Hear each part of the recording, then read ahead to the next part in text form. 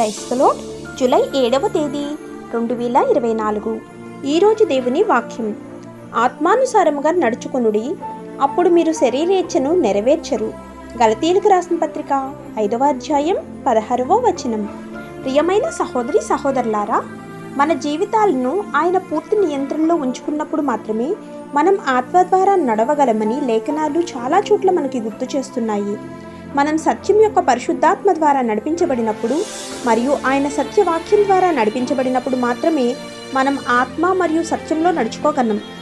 దేవుడు తన పిల్లలందరి నుండి కోరుకునే ఆధ్యాత్మిక జీవితాన్ని గడపడం అంటే మనం ఆయన చిత్తానికి లొంగిపోవడానికి సిద్ధంగా ఉండాలి మరియు మన రోజువారీ వ్యవహారాలన్నింటిలో మనం ఆయన నడిపింపునకు లొంగిపోయి ఆయన దిద్దుబాటుకు విధేయత చూపుతూ ఆయన వాక్యాన్ని విశ్వసిస్తూ ఆయన స్వరాన్ని వింటూ ఆయనపై మాత్రమే ఆధారపడాలి. ఆమేన్. God bless you.